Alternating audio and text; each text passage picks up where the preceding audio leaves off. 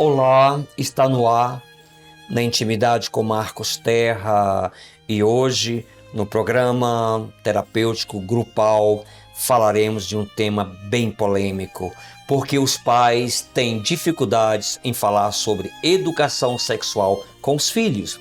É uma indagação. Mas antes de responder essas perguntas dos internautas, gratidão às empresas apoiadoras, às empresas cidadãs que apoiam este programa de terapia grupal. Gratidão à Rod Contadores Associados, ao Kundalini do Cerrado Alimentação Vegana e à produtora Coruja Produções. E vamos que vamos!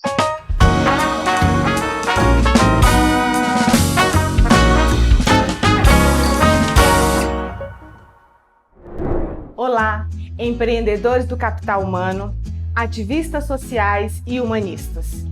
Eu sou Eliane Colado, voluntária deste programa maravilhoso que valoriza a gente que faz e acredita num mundo melhor e mais justo. Venho convidá-los a participar de uma rifa simbólica para mantermos o programa no ar, concorrendo a uma caixa com 8 presentes. Dona Coruja, quais são os presentes? Olha, gente, só produtos personalizados do programa. Caneca, toalha de rosto, boné, bolsa alternativa para fazer compras, chaveiro, caneta, livro surpresa e muitas guloseimas veganas. Para participar, entre em contato pelo WhatsApp 619 9665 0909 e diga: quero ser voluntário do programa Proseando com Marcos Terra e participar da rifa. Dona Coruja acabou de piar aqui no meu ouvido e disse que vocês terão uma grande surpresa ao fazerem contato com o programa. Participem! E vamos que vamos!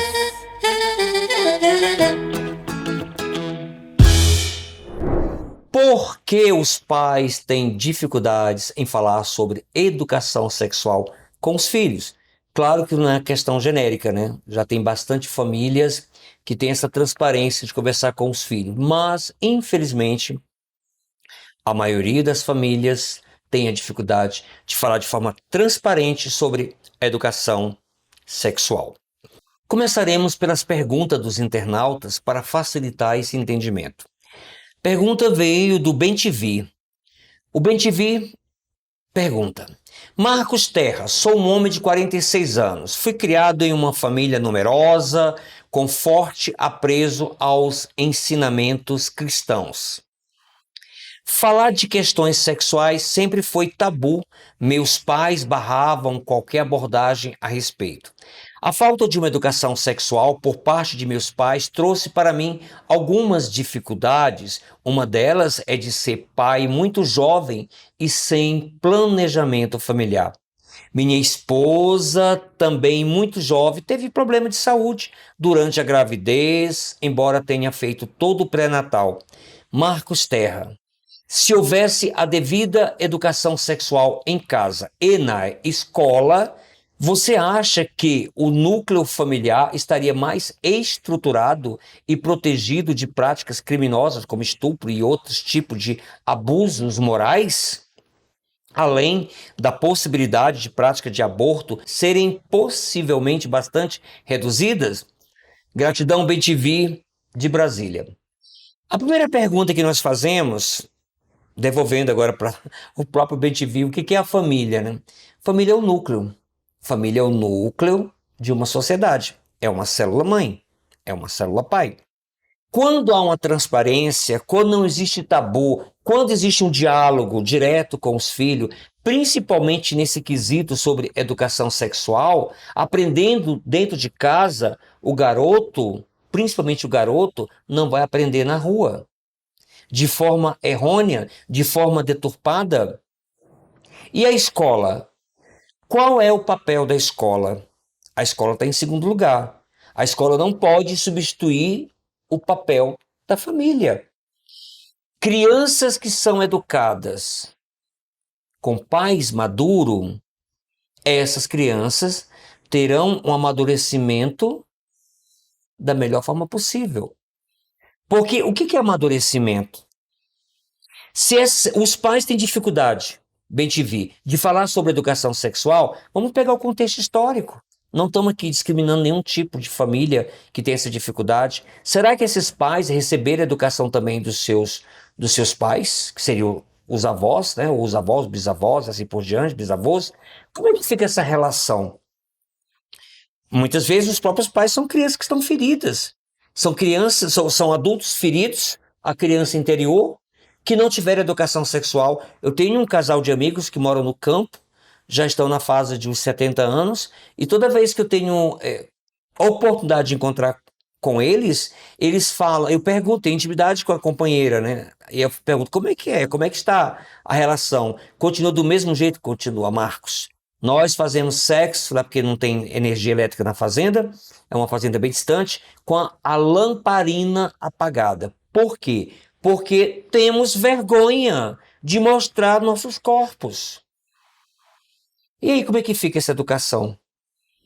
São valores que são passados. E aí, como é que fica, como é que podemos falar de relação sexual para os nossos filhos de forma natural se nós temos essa autopunição ou temos a questão sexual como uma questão praticamente repugnável? A relação sexual não foi feita só para procriação. Ela é fonte de prazer, quando é feito com amor, quando é feito com respeito. Então, bem-te-vi, vamos pensar numa criança, num menino, numa menina, que é criado numa situação dessa. Eu quero ilustrar aqui uma historinha, fato, não é historinha, correção.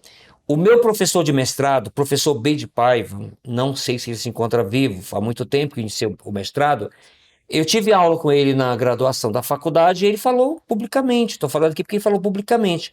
Ele contou a história da sua avó, década de 50, lá no Ceará, Fortaleza. Aquelas relações conjugais de casamento, a família se une para que o José case com a Maria, o Pedro casa com a Joaquina e assim por diante. Ela não amava. Ela nem conhecia, ela conheceu o noivo no dia do casamento. Parece assim, coisa assim, surreal. Mas as famílias chegaram num acordo e disseram: não, tá perfeito, casou. A avó do professor B de Paiva casou com um senhor que ela conhecia no dia do casamento. E aí, naquela época, existia uma prática que não existe mais, é possível, se é que existe hoje. Se alguém conhece essa prática, creio que não existe mais, mas pode ser que exista, porque o professor relatou para nós que a sua avó, a prática da década de 50, lá em Fortaleza, Ceará, tinha a prática do lençol que cobria todo o corpo. A vergonha, né, da companheira olhar para o companheiro e vice-versa. Então, o lençol branco que cobria todo o corpo ficava só a parte aberta da genitália. E esse companheiro não teve toque, não teve carinho, não teve afeto, porque relação é muito mais do que penetração. Penetração é apenas o complemento do ápice de uma relação. Uma relação orgânica sustentável tem que haver muito afeto, muito carinho, muito toque. Foi com tudo, como diz a história. E todas as vezes era o lençol branco, porque tinha uma vergonha de um com o outro. E ela foi percebendo que ela não era a única companheira que ele gostava. Ele tinha as suas relações extraconjugais. O tempo foi passando, ela foi se amargurando, amargurando, amargurando, e ela falando para a mãe: mãe, ai, qual foi a educação? Pegando aqui o gancho principal que eu esqueci. Qual foi a educação? Qual foi a orientação? Dona Coruja, espero que você não tenha passado por esse problema. Qual foi a orientação? A mãe chegou nas vésperas do casamento, pegou a vaselina, entregou para a filha e falou: use. E só isso. Não teve conversa, não teve diálogo. Uma menina jovem, uma menina de caseira, uma menina que não saía na rua, década de 50. Qual foi o resultado dessa falta de orientação sobre a educação sexual? O resultado é que vieram os filhos, ela não amava o companheiro só com amantes, amantes, amante, ela apenas virou meramente objeto sexual e mãe parideira dos filhos. Com o tempo, disseram para ela: não, minha filha, aguenta, porque tá chegando os filhos, você vai ter um apego com seus filhos, né? Vai ressignificar esse processo. Foi o conselho que ela recebeu da mãe. E ela entrou num estado de desgosto, porque ela não era amada, não havia uma divisão, uma distribuição desse afeto. Qual foi a área, segundo a visão psicossomática do estudo do psiquismo humano, que ficou totalmente maculado? Porque a doença já era primeiro no pensamento, nas emoções, depois drena para o corpo físico. A área sexual. Ela gerou um câncer. A avó do professor B. de Paiva morreu jovem, com 30 e poucos anos. De quê? De desgosto. Mágoas mal elaboradas. Respondendo a tua pergunta, Bem-te-vi, se tivesse tido essa orientação, não só para o caso dessa senhora, que morreu tão jovem, de desgosto, com câncer no útero, provavelmente resolveria outros problemas por trás do estupro. Pela questão do aborto, a conversa, o diálogo. E olha que eu falo de aborto aqui, é muito ampla essa discussão. Mas com certeza, quando nós temos essa educação sexual, o menino aprende na rua. O menino aprende assistindo filme pornográfico. E ele cria na cabeça dele, na mente dele, fantasias que não condizem com a realidade. Ou é tão prematuro, e tem um detalhe importante: os estudos do comportamento humano falam uma coisa muito significativa. Veja lá nos comentários as obras que eu estou colocando. A primeira noite de um homem não é só da mulher. A primeira noite de um homem e de uma mulher pode, dependendo como foi a atuação sexual, se foi trágica, se foi violenta, se foi realmente cheia de amor, porque existe uma grande expectativa, dependendo como foi o ato sexual, pode desencadear toda uma relação problemática. Ou não. Vai depender como foi isso. E como é que fica essa situação? Né? No atendimento terapêutico, uma jovem fala: Marcos Terra, eu sou frígida. Eu não consigo sentir prazer. E vamos conversando, fazendo um diagnóstico de toda a vivência dela. Ela fala: desde pequena, eu não podia brincar nua. Minha mãe reclamava, meu pai reclamava. Ô menina, toma vergonha, menina. Vai vestir essa roupa, fica mostrando o órgão sexual. Então vamos pensar um pouquinho sobre isso. Olha o trauma que gerou. E ela foi recolhendo. Pelo amor de Deus. Sexo é divino. Sexo é sagrado. Quando é feito com amor, feito com responsabilidade, e vai muito mais além do que meramente o sexo físico. Então, a educação sexual é fundamental. Mas como é que os pais podem dar educação sexual se eles não tiveram? E o papel da escola? Como é que anda a escola hoje com tanta polêmica quando se fala sobre educação sexual nas escolas? E aonde é que essas crianças, adolescentes, jovens vão aprender? A rua é o pior lugar. Os filmes pornográficos são os piores lugares. Então vamos pensar um pouquinho sobre isso. Espero ter respondido, Bem-te-vi. Agradeço pela sua participação. Próxima pergunta. Sou dirigente de quem vê essa pergunta? Filha de Gaia. Ou filha da Gaia. Filha da Gaia. Exato. Sou dirigente do grupo do Sagrado Feminino. Trabalho com mulheres e trans. E vejo os traumas do passado que precisam serem trabalhados. Mulheres em pleno século XXI, totalmente frígidas, pois herdaram uma cultura dos pais que sexo é sujo, demoníaco ou não tiveram diálogo com as suas próprias mães. Mulheres que na infância e adolescência foram estupradas pelos irmãos, pais e vizinhos. São mulheres tão fragilizadas que às vezes no ato sexual são meramente objetos de prazer. Inclusive fazem sexo com seus companheiros quando elas não têm interesses, correção. Por meio das práticas terapêuticas, ajudamos dentro das possibilidades e a curar o feminino maculado. Como podemos mudar essa realidade, Marcos Terra? Filha de Gaia. Educação é a base.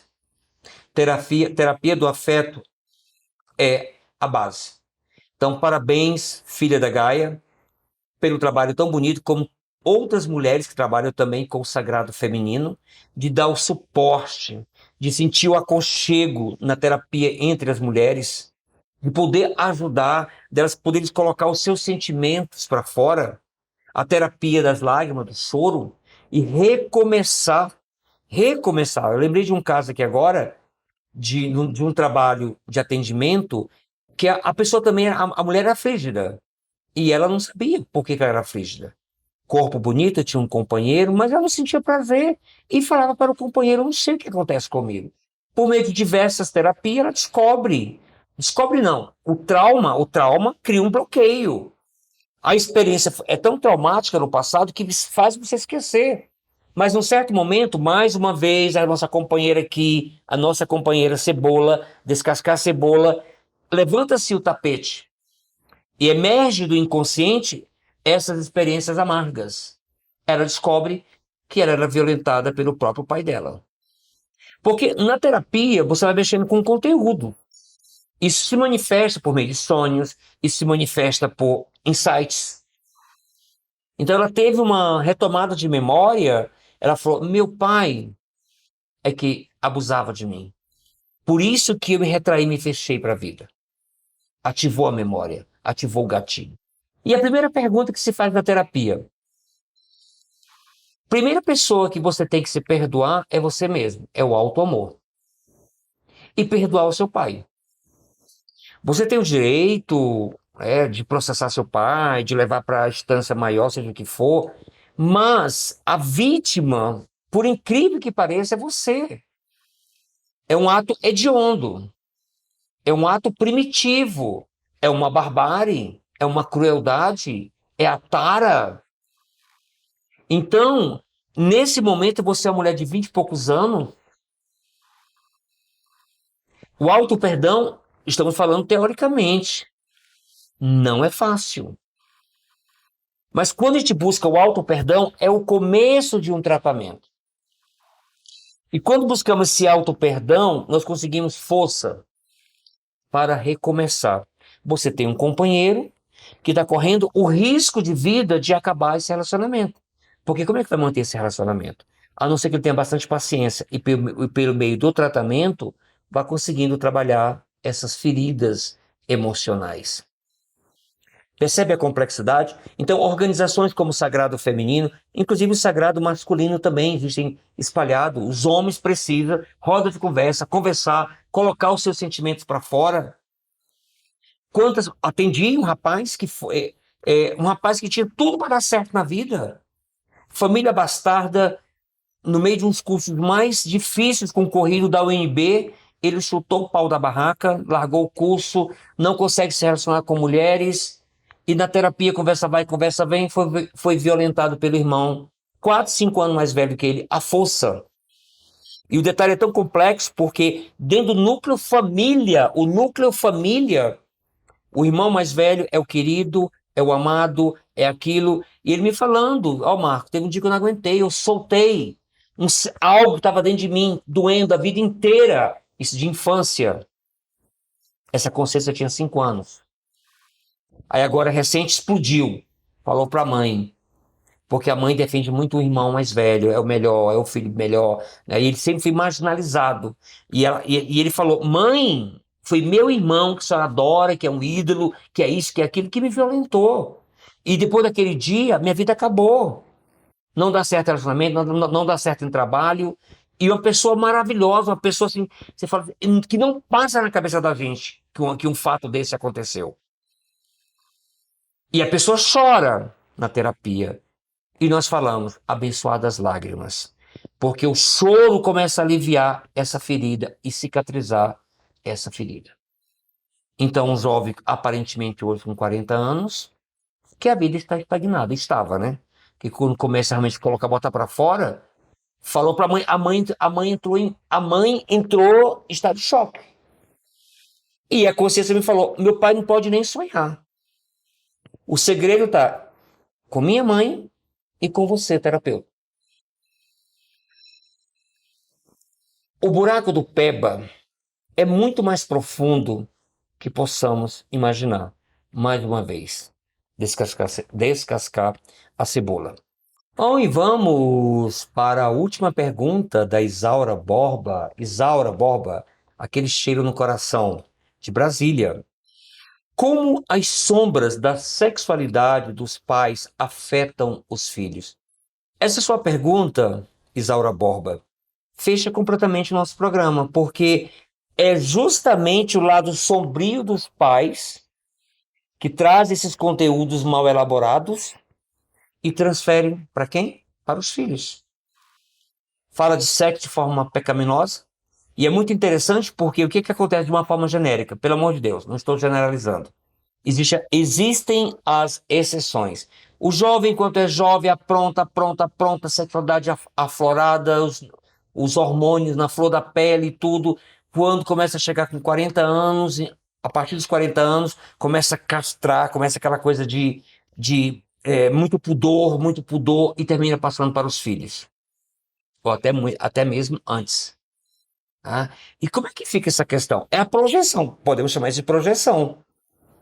Porque conteúdos que eu não consigo trabalhar em mim, que busca essa autopunição, esse autopecado, ou porque não tive uma relação feliz com a minha sexualidade, e quando falamos de sexualidade, não estamos focados só do umbigo para baixo. Sexualidade no todo, como processo criativo entre o casal, como processo de interação de energias, os casais idosos, que a libido já baixou, a libido sexual, eles continuam mantendo o sexo de energia, de companheirismo.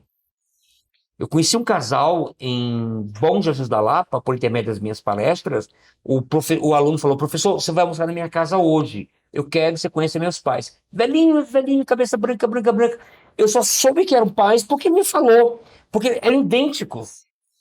Essa questão da sinergia, quando existe o amor verdadeiro, os corpos se parecem. A forma de sorrir, isso é companheirismo. Quem é que não almeja ter uma relação orgânica, uma relação sustentável, até quando durar, né? Como fala o poeta Vinícius de Moraes, que seja eterno enquanto dure, mas com respeito, com fidelidade. Então, quando encontramos pais perturbados, né, com recriminação em relação à sexualidade, é porque isso é conteúdo sombrio que está debaixo do tapete e que não foi trabalhado, e eles fazem a transferência para os filhos. Bom, chegamos, né, ao final na intimidade com Marcos Terra, fazendo esses questionamentos, porque os pais têm dificuldade em falar sobre educação sexual com os filhos. Claro que tem as exceções. E mais uma vez agradeço, né? Divulguem, façam perguntas e vejam lá embaixo os livros, filmes que nós estamos recomendando. Gratidão mais uma vez e vamos que vamos!